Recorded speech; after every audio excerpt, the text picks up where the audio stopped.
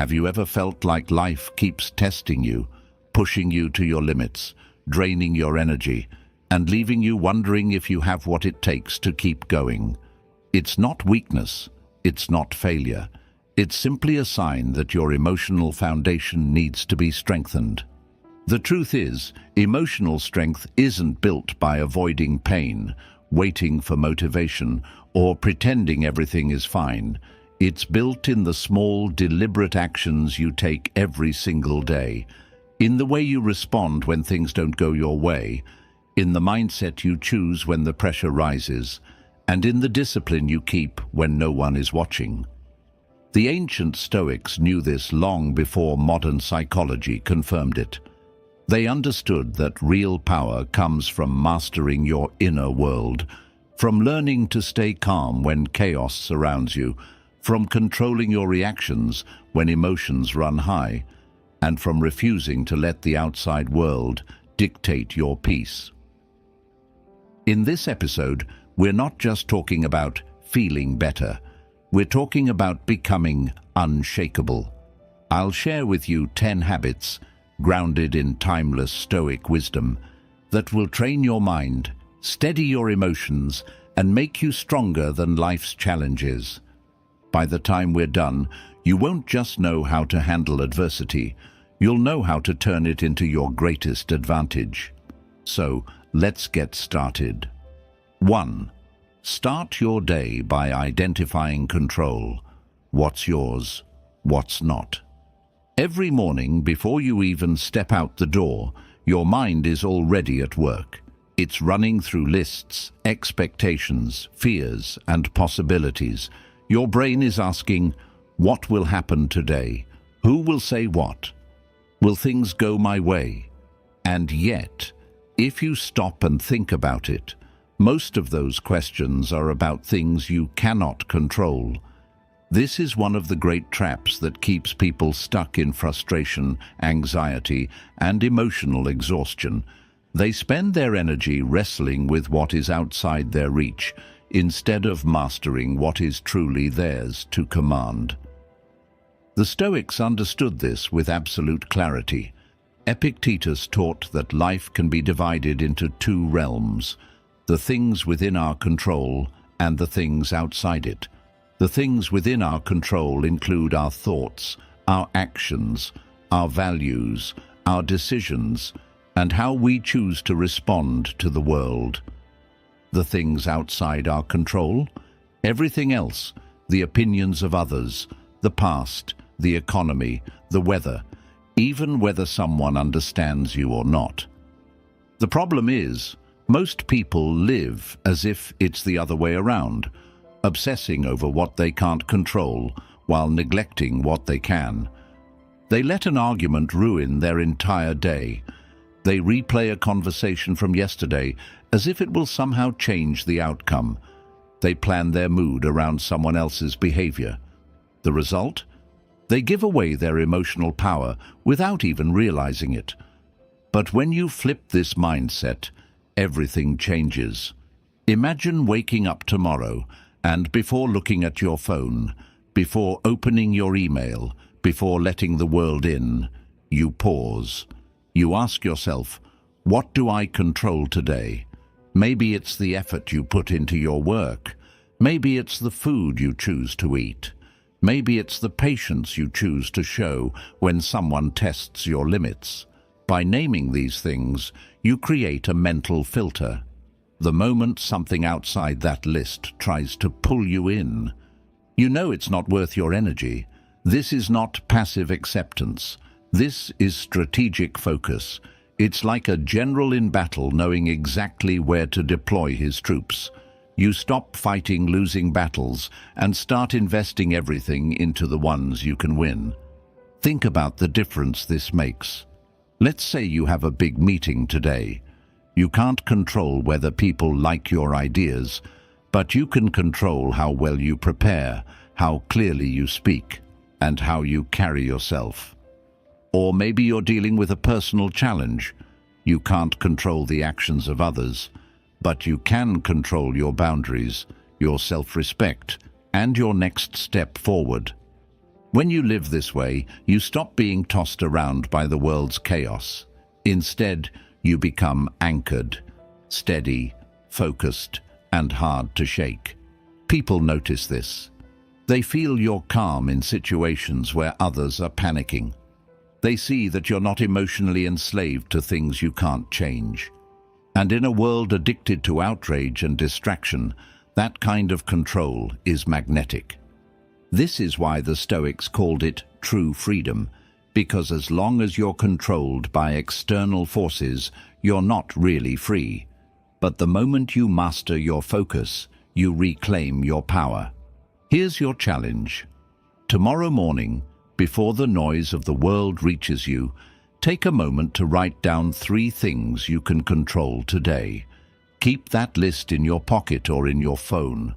Look at it whenever stress tries to creep in. Let it remind you that your energy is precious, and you decide where it goes. Do this every day, and over time you'll notice a shift.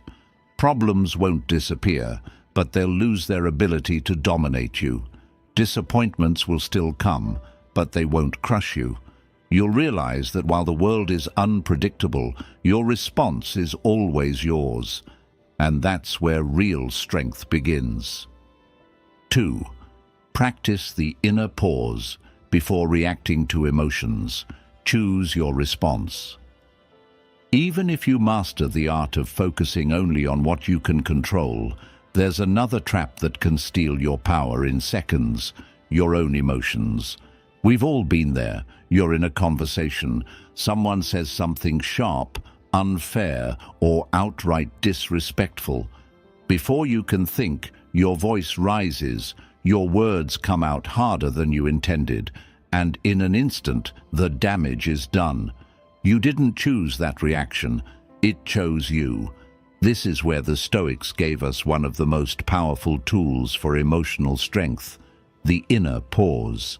It's the space, sometimes only a few seconds long, between what happens to you and how you choose to respond. And in that space lies your freedom. Marcus Aurelius wrote, "You have power over your mind, not outside events. Realize this, and you will find strength." That power begins with not letting your first emotional impulse run the show. Anger, frustration, fear, they're not bad in themselves. They're signals. But when you let them grab the wheel, they can drive you straight into decisions and words you'll regret. The inner pause is the act of taking back the driver's seat. It's telling your emotions, "I hear you, but I decide what happens next." It's not suppression. You're not burying your feelings. You're creating enough space to decide the most effective, dignified, and strategic response. Think about how this changes the outcome in real life. A colleague criticizes your idea in a meeting. Your first impulse might be to defend yourself aggressively or shut down completely. But if you pause, even for a deep breath, you give your rational mind time to step in. You might decide to ask a clarifying question instead of reacting defensively, or calmly present your reasoning instead of escalating tension. That one pause could mean the difference between earning respect and losing it. The same applies outside work. In a relationship, a heated argument can spiral out of control when both people fire back without thinking. But if one person pauses, breathes, and chooses their words carefully, they can shift the entire tone of the conversation. Instead of adding fuel to the fire, they lower the flames. This is not weakness, it's discipline. Anyone can lash out in anger. It takes true strength to stay composed when provoked.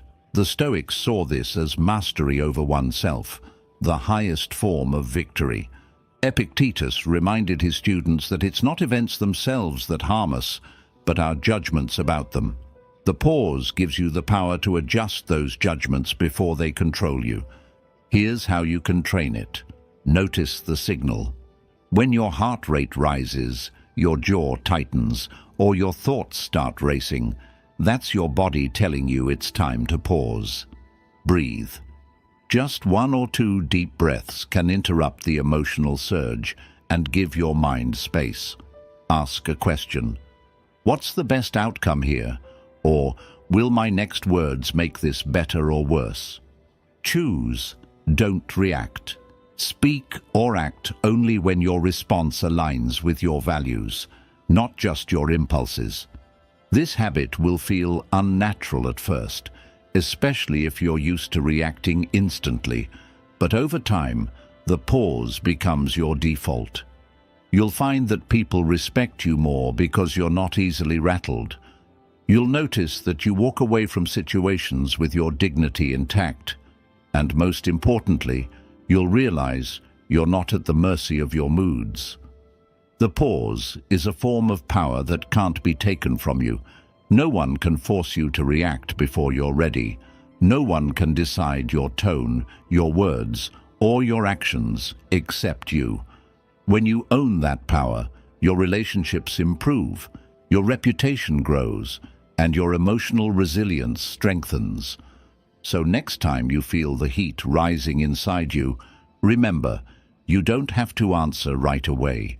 You don't have to act immediately. The pause is your shield.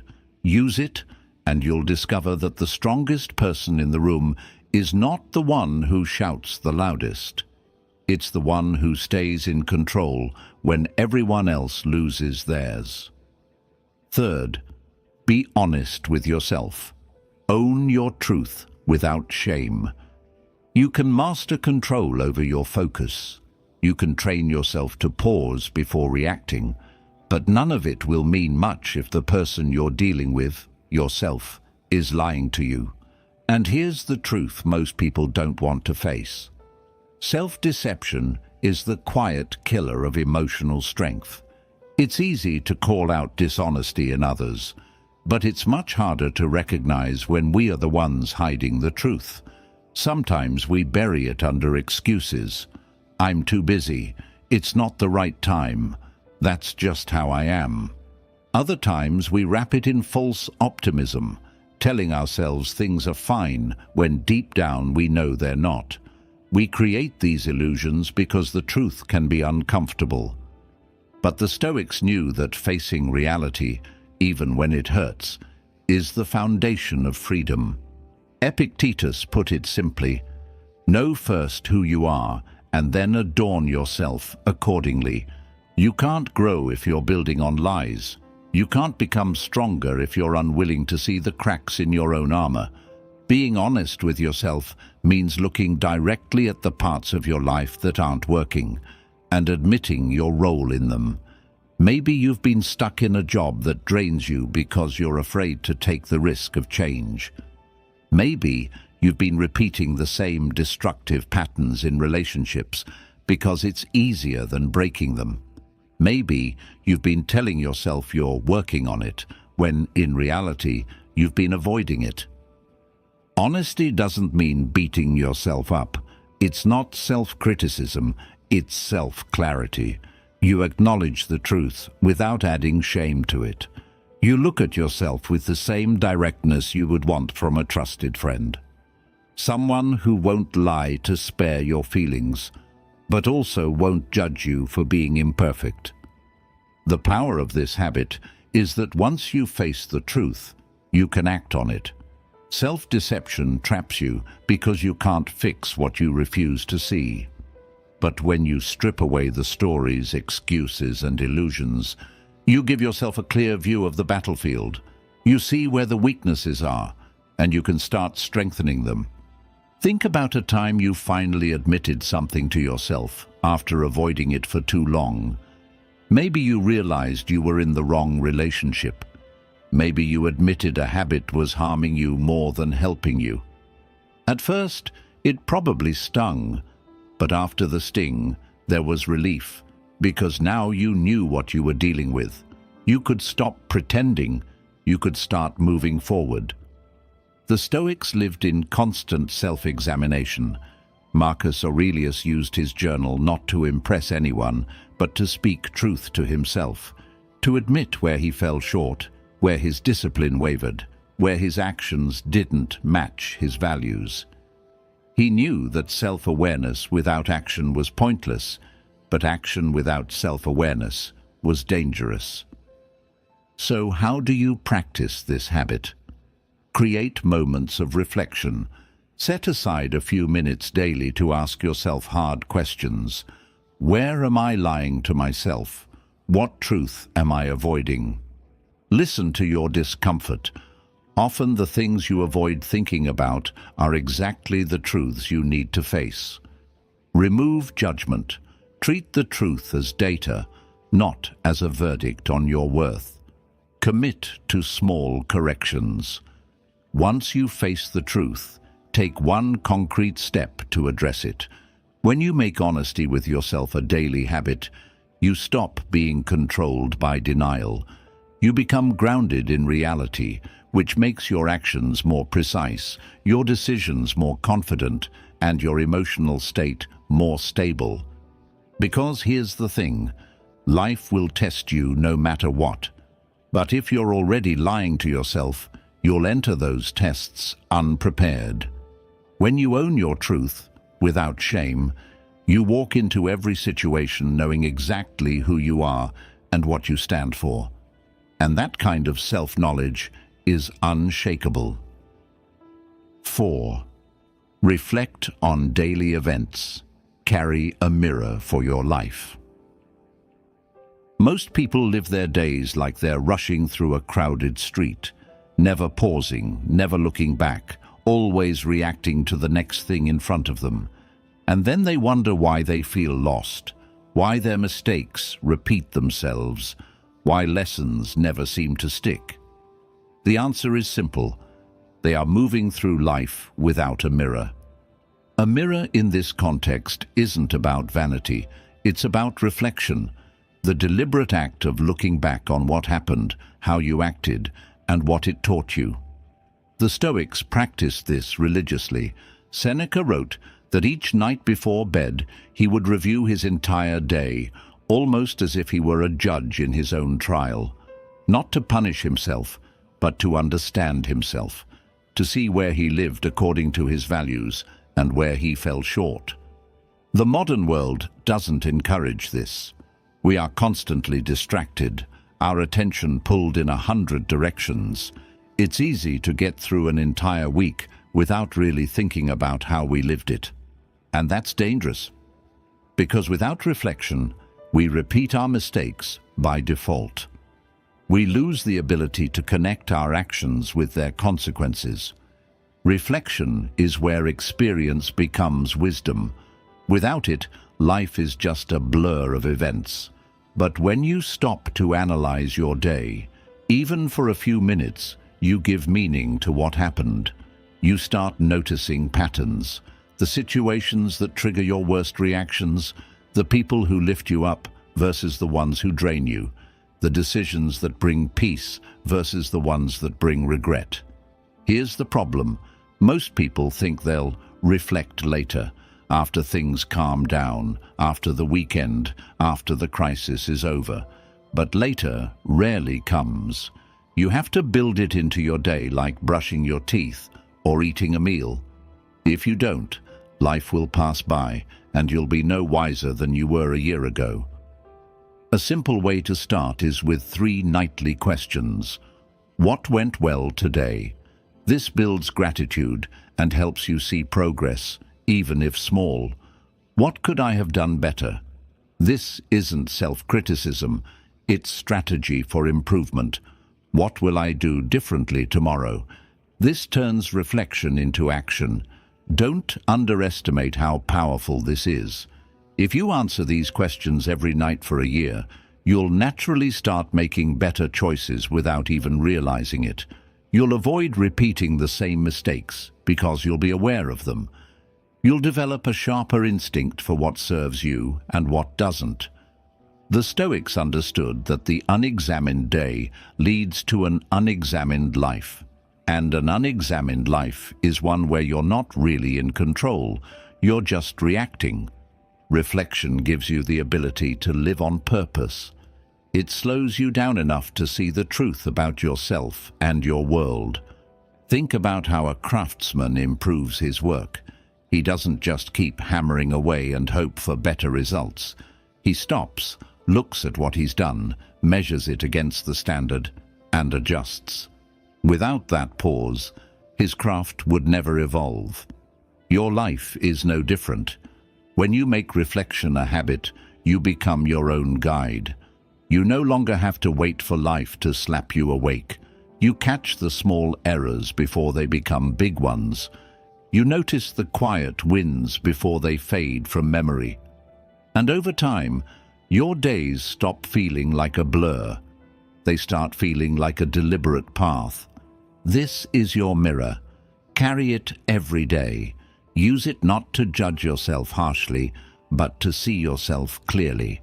Because when you see yourself clearly, you can shape yourself intentionally. And when you shape yourself intentionally, you stop drifting. You start directing. 5. Develop emotional resilience. Bend without breaking. Life will hit you. Not once, not twice, but over and over. Sometimes in small, annoying ways, and sometimes in ways that feel like they could crush you.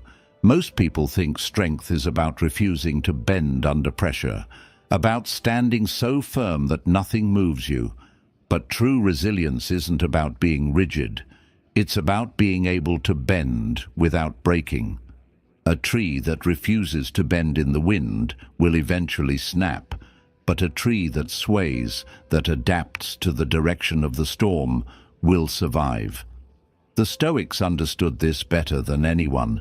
They knew that life is unpredictable and often unfair, and that the real test is not whether you can avoid hardship, you can't, but whether you can move with it without losing yourself. Emotional resilience is the ability to feel the full weight of what's happening without letting it crush your spirit.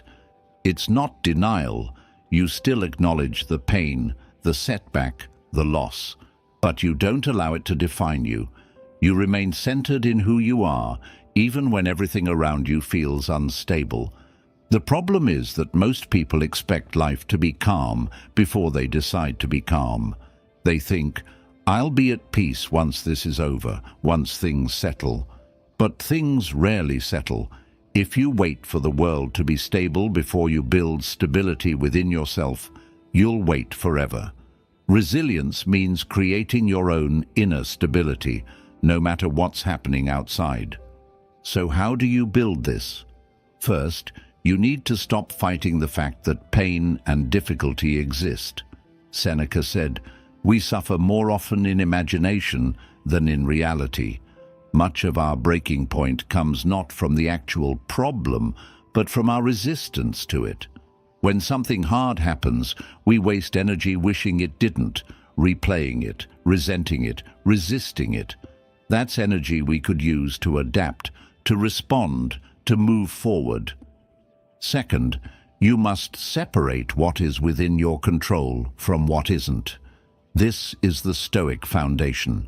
The moment you put your mental focus on what you can do, not on what you wish you could change, you reclaim your power.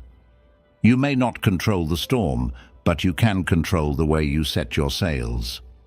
Third, train your emotional endurance in small moments before the big ones arrive. People think resilience comes from surviving a huge crisis, but it's built in everyday life, in how you respond to small frustrations, in how you handle delays, in how you talk to yourself when you fail. Every time you choose composure over panic, you strengthen the muscle. And finally, remember that resilience is not just about surviving, it's about growing. The Stoics believed adversity was not only inevitable, but essential. Marcus Aurelius wrote, "The impediment to action advances action. What stands in the way becomes the way." In other words, the obstacle is not just something to get through, it's the very thing that makes you stronger. Think of metal being tempered in fire. If it avoided the heat, it would remain weak and brittle. It's the heat that transforms it. The same is true for you. You don't become unshakable by avoiding difficulty. You become unshakable by allowing difficulty to shape you, without letting it break you. So when life's wind starts to howl, don't brace yourself so tightly that you shatter. Bend with it, adapt to it. Trust that you can sway and still stand tall.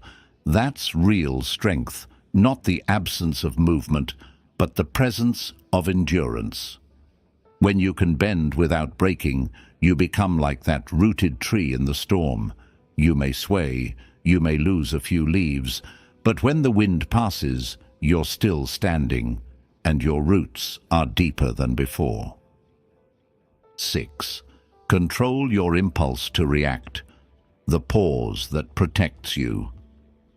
One of the fastest ways to lose your power is to give an instant reaction to everything that triggers you.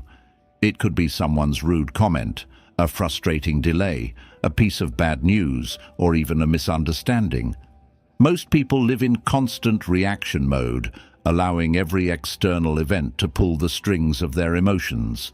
They're like a puppet. Someone tugs at them and they move. But the moment you realize you can insert a pause between what happens and how you respond, you start reclaiming control over your life. The Stoics saw this as the essence of self-mastery. Epictetus famously taught that it's not events that disturb us, but our opinions about them. That space between the event and your interpretation of it, that's your power. The problem is, most people don't recognize that space. They collapse the event and the reaction into one instant, thinking they're the same, but they're not. Imagine you're holding a cup of hot coffee.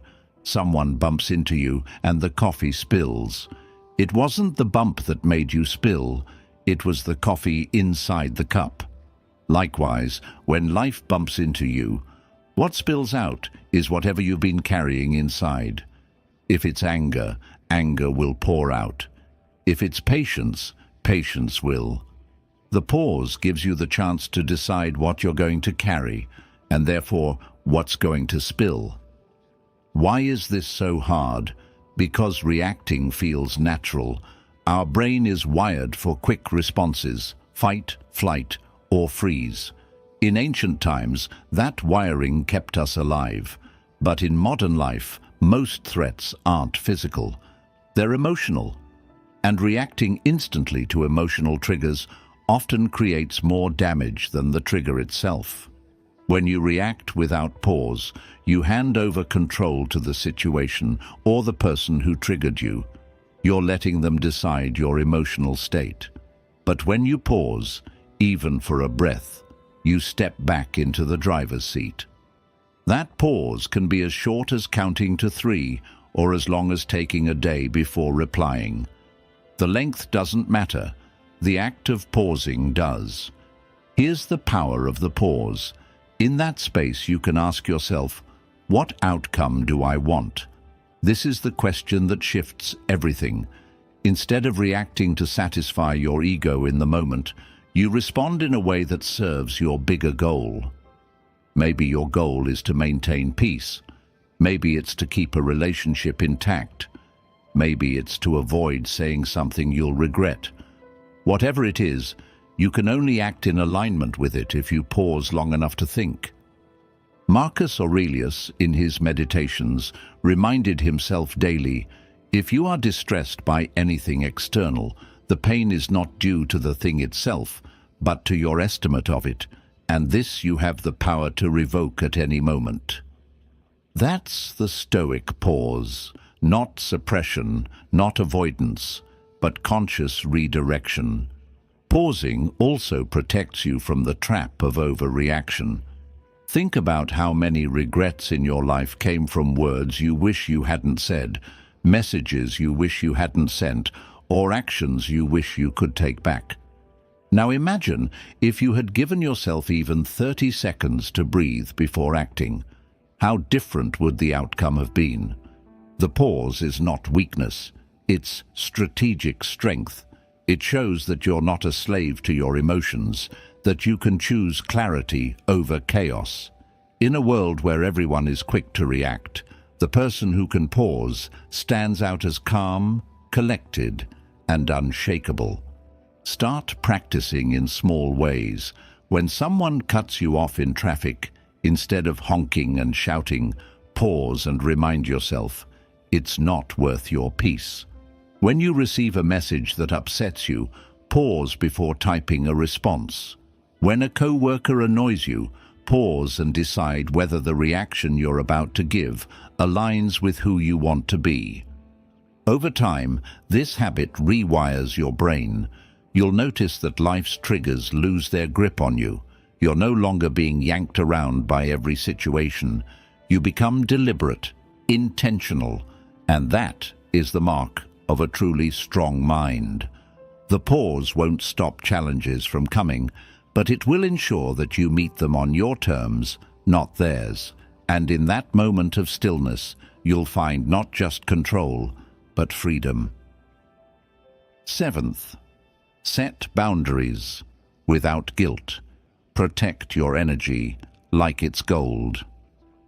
Your time, focus, and energy are the most valuable currencies you will ever own. Yet too many people spend them recklessly, giving them away to anyone who asks, and sometimes to those who don't even ask, but take without hesitation. The truth is, every yes you give without thought is a no to something that truly matters. And every time you let guilt decide your boundaries, you trade long-term peace for short-term approval. Boundaries are not walls, they are gates. They're not about shutting people out completely, but about deciding who and what gets to enter your mental, emotional, and physical space. The Stoics understood this intuitively. They believed that the soul must be protected from chaos and distraction in the same way the body is protected from harm. If you wouldn't hand your house keys to a stranger, why would you hand your mental clarity to anyone who demands your attention? The problem is that we're conditioned to see boundaries as selfish. From childhood, many of us were taught to be agreeable, to accommodate, to avoid conflict. Saying no feels like letting someone down. And for people who value relationships, the idea of disappointing others can be deeply uncomfortable. But here's the reality. Without boundaries, you're not helping people. You're enabling them to keep taking without accountability. And you're slowly depleting yourself in the process. Think of your life like a garden. The flowers and plants represent your goals, your health, your happiness. Boundaries are the fences that keep out the weeds and pests. Without them, the garden gets overrun, not because the weeds are evil, but because they simply grow where there's open space. Life is the same. Without boundaries, other people's demands, problems, and opinions creep into every corner of your mind until there's no room left for your own growth. Setting boundaries starts with clarity. You need to know what matters most to you, your priorities, your values, your limits. Once you have that clarity, boundaries are simply the natural lines that protect them. For example, if health is a priority, you might set a boundary about your sleep schedule. If focus is a priority, you might limit how often you check messages during the day. If self-respect is a priority, you might refuse to engage in conversations that are consistently disrespectful. The guilt that often comes with boundaries is a sign that you care, but it's also a sign that you've been trained to put others before yourself in every situation. Here's the truth you need to remember. People who benefit from you having no boundaries will be the ones most upset when you set them. That discomfort isn't proof that you're wrong. It's proof that the boundary is working. Marcus Aurelius wrote, "The tranquility that comes when you stop caring what they say, or think, or do, only what you do." Boundaries are how you live that philosophy. They allow you to focus on your own actions and responsibilities instead of being dragged into the noise of everyone else's world. When you set boundaries without guilt, you send a message to yourself and to others that your life has value. You teach people how to treat you, and you teach yourself that your needs are worth honoring. Over time, you'll notice something powerful. The right people will respect your boundaries, and the wrong people will remove themselves. Either way, you win. Start small. Say no to a request that drains you. Turn off notifications after a certain hour. Protect your mornings for deep work or self-care. Every boundary you set is like reclaiming a piece of land that belongs to you. And the more you protect that land, the more it will flourish.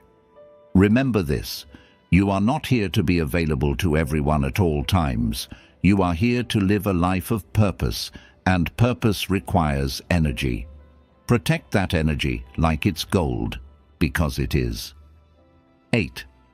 Accept discomfort as a path to strength. Stop chasing the easy way. We live in a world obsessed with comfort, climate control, instant meals, entertainment on demand, same-day delivery.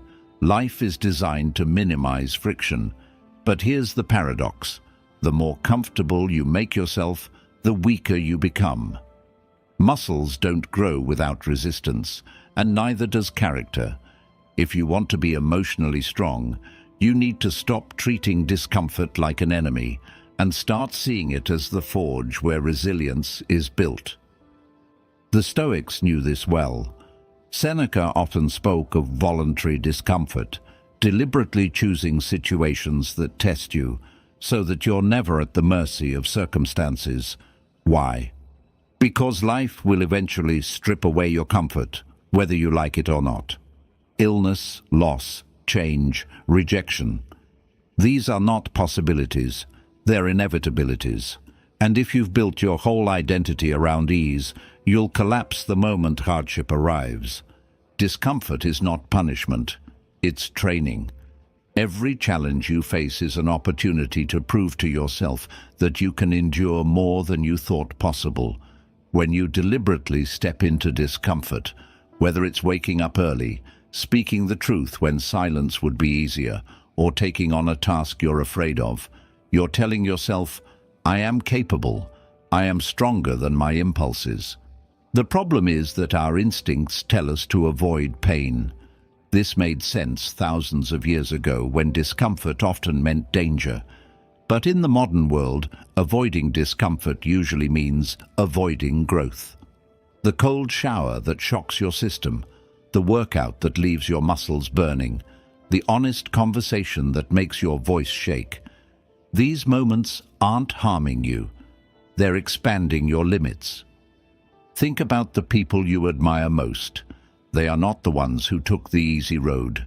They are the ones who walked into storms, faced fear, and endured the weight of challenge without breaking. Their strength wasn't a gift. It was a result of choosing the harder path when it mattered. Embracing discomfort also changes your relationship with fear. Fear thrives in the unknown, but the more you step into challenging situations, the more familiar they become. Public speaking, for example, feels terrifying until you've done it dozens of times. Running a business feels overwhelming until you've weathered the ups and downs.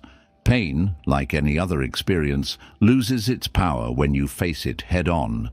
The Stoic philosopher Epictetus reminded his students that we should not wish for events to happen as we want them to, but wish for them to happen exactly as they do, and embrace them fully.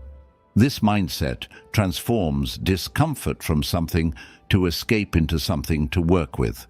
Instead of thinking, why is this happening to me? You begin to think, what is this here to teach me? You don't have to throw yourself into chaos to build strength. Start with small acts of intentional discomfort. Skip the elevator and take the stairs. Have the conversation you've been avoiding. Try something new that makes you feel uncertain. Each time you do, you're building your tolerance for life's inevitable storms. The key is to stop chasing the easy way as your default. Easy is seductive because it feels good now, but it rarely leads anywhere worth going. Hard, on the other hand, shapes you. It strips away weakness, exposes your raw capacity, and leaves you with something far more valuable than comfort: confidence.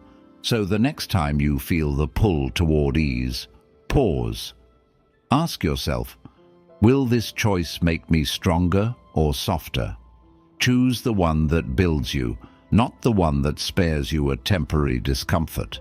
Remember, life's most valuable rewards are often found just beyond the edge of comfort. When you can look discomfort in the eye and walk toward it instead of away, you stop living at the mercy of life's changes. You become someone who bends but never breaks. And that's the kind of strength no amount of comfort can ever give you. Ninth, stop taking things personally. Master emotional detachment. One of the fastest ways to drain your energy, lose your focus, and give away your power is to take everything personally. Every offhand comment, every delayed reply, every cold glance.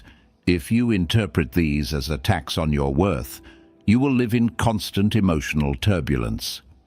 The truth is, most of what people say or do has very little to do with you and everything to do with them, their mood, their history, their struggles, their perspective.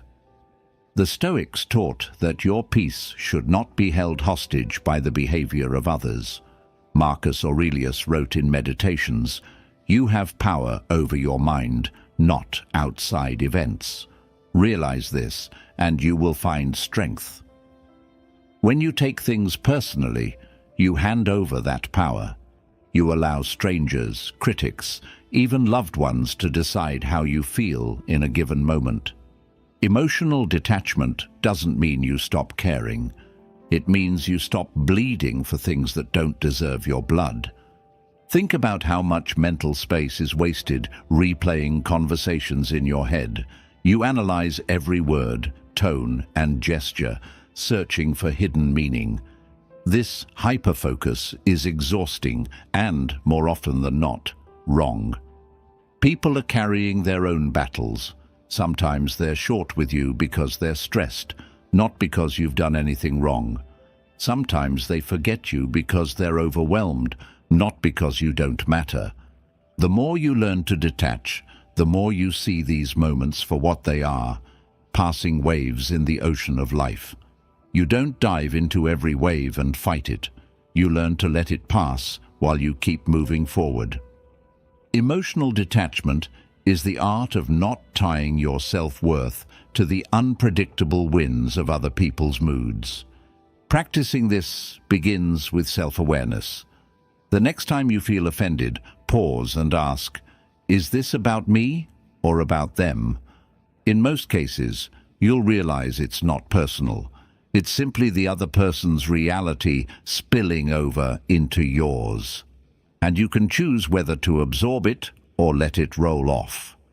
Another key step is to stop assuming negative intent.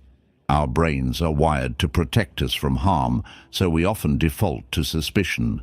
But suspicion creates enemies where there are none.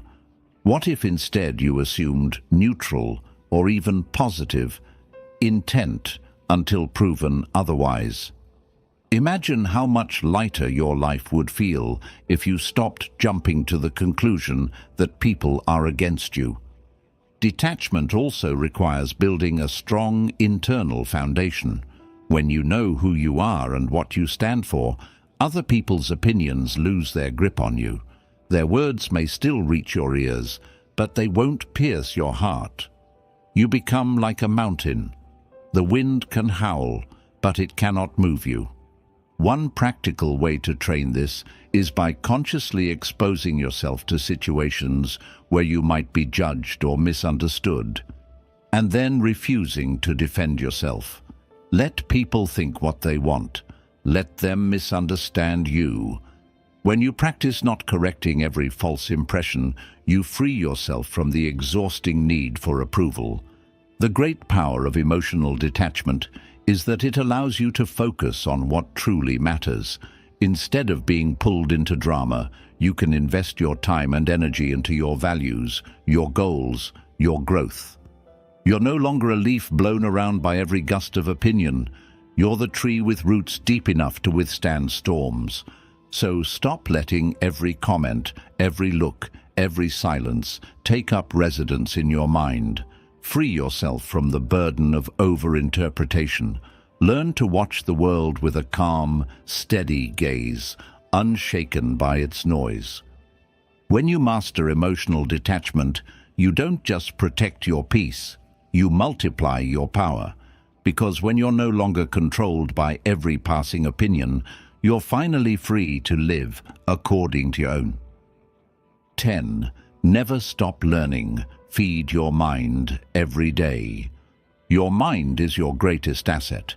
It shapes your perception, drives your decisions, and determines the quality of your life. Yet many people stop actively feeding their minds after school or college, as if learning were a phase instead of a lifelong responsibility. This is one of the biggest mistakes you can make, because the world is constantly changing, and if you're not growing, you're falling behind. The Stoics understood this well.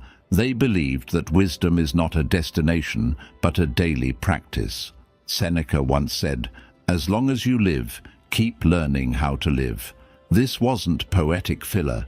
It was a call to treat knowledge as essential to survival, just like food and water. Your body needs fuel to function, and so does your mind.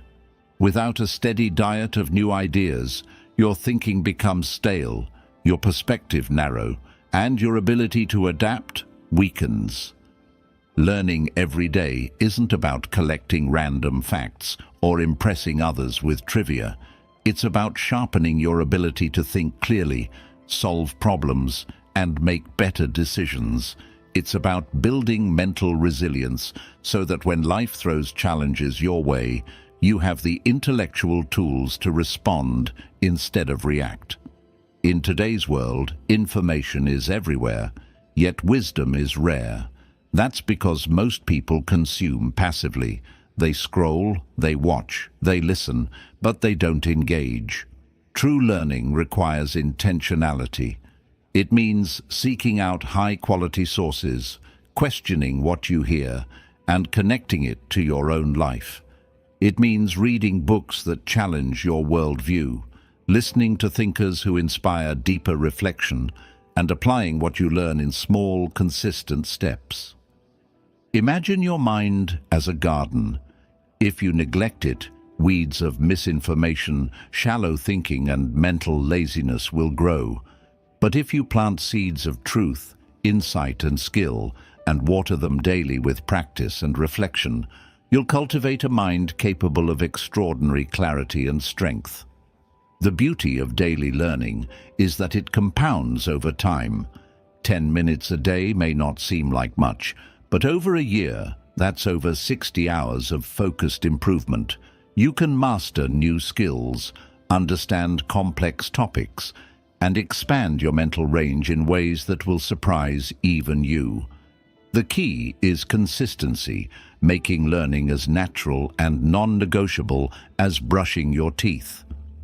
And here's the truth: the moment you think you know enough is the moment you stop growing. Humility is the fuel for lifelong learning. Even the wisest people in history saw themselves as students. Socrates famously declared that his wisdom lay in knowing that he knew nothing. That mindset keeps you curious, open, and hungry for growth. If you want to live a richer life, feed your mind with substance every day. Read a few pages of a great book before bed. Listen to an educational podcast during your commute. Watch a lecture instead of mindless entertainment.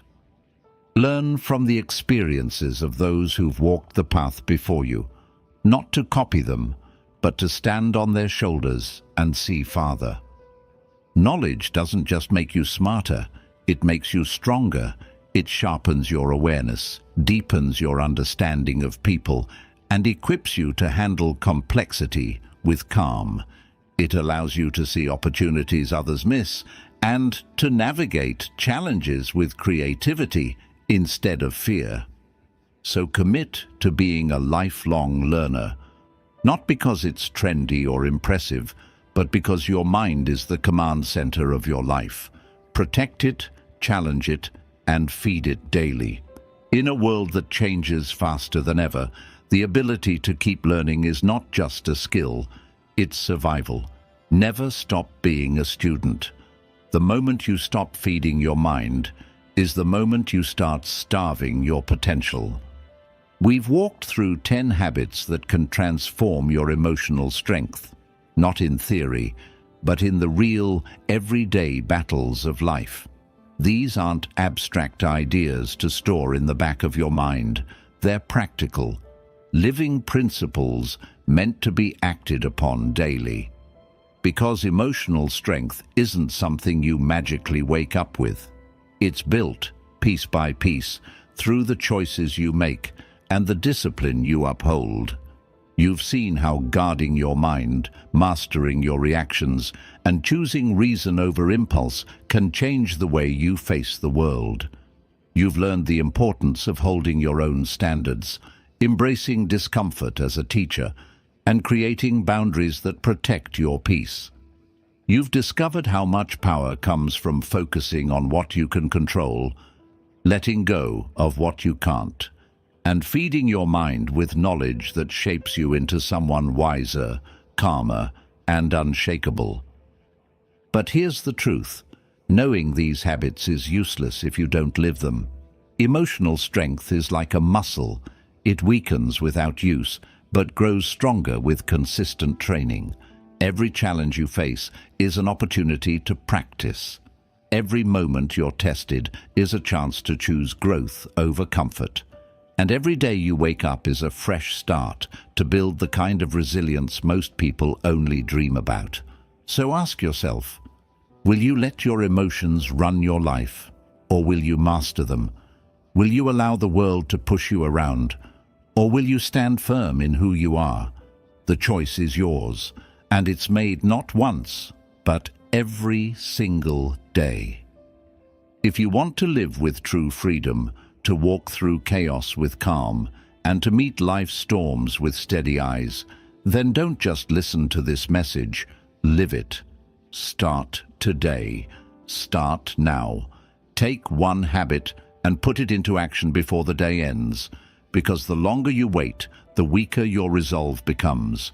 Emotional strength isn't about never feeling pain or fear. It's about knowing that no matter what comes, you will endure, you will adapt, and you will rise. And remember, you are not here to simply survive life. You are here to master it.